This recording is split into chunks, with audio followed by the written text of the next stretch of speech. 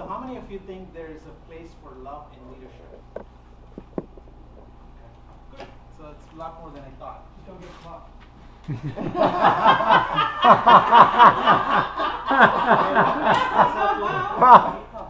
So it is kind of a strange topic, as many of you realize by now,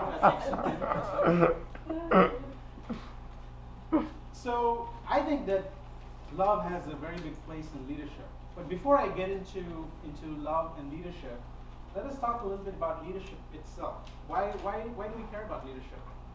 Because when we think about leadership, we think about a work environment with a boss and an employee. But we encounter leadership every day in different places, everywhere. So for example, if you turn on the television and you see Barack Obama talking, you're looking at leadership at a public setting. If you are a parent and you go home, and you have a child, you're a leader.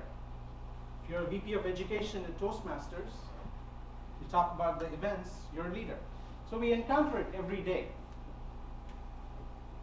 So it is very important for us to understand how to be a good leader, because every time we have a human interaction with another person, we are either trying to get someone to do something for us, or the other person is trying to get us to do something for them.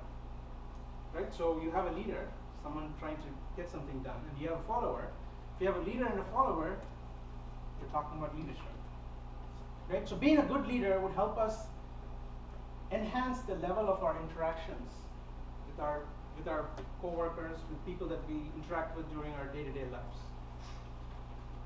So now let's talk about what would make a good leader.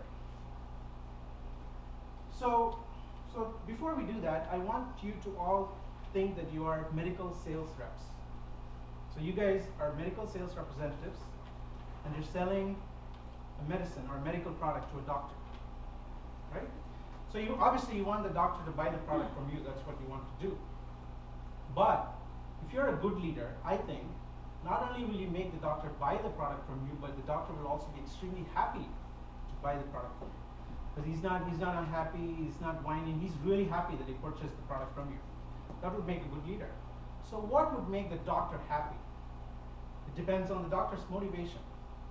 For example, if the doctor is very financially motivated and your medical product is going to help him expand his business, and he's going to see more patients, he's going to make more money, that's going to excite the doctor. Energizing the person, that's the key. And I'm using the word energizing the person. Very important. Now, there are different ways to energize people. There are good ways, there are also not so good ways. So for example, some people, we've all had experiences, we've run into situations where illegal dealings happen, right? Those can energize people too, but we don't want to do that. We want to be a good leader. We want to use the right way of energizing the people. So this doctor, we're still medical reps. So this doctor, why would he purchase the product from us? Well, he could purchase a product from us because we're the hardest working person in that field. Our competitors don't work as hard. So we give some context to the energizing people. So we bring values. So what are our values? Our values is we are hardworking. Our product is the best product, uncompromising quality. So the patient is always safe. So our values become the quality of the product. So we talk about values. We bring context to this by bringing values, big V. So we energize the people, then we have values. So now the question becomes, when do you do this? When is the right time to do this? Because if you're a medical sales rep and you call the doctor all the time, guess what? He's not going to be happy. He's going to be frustrated with you. But there may be a situation where the doctor calls you and asks, I don't know what to do with this patient. I don't know what the right dosage for this patient is. Can you help me? Now, what you have there is an opportunity. You have an opportunity to energize that person within the context of your values. So leadership is identifying opportunities based on values that energize people. And we have love. Right? Now, if you really love what you do, you have to love your job, You're going to identify when the opportunity comes. You're going to be ready. You're going to be ready to take advantage of that opportunity.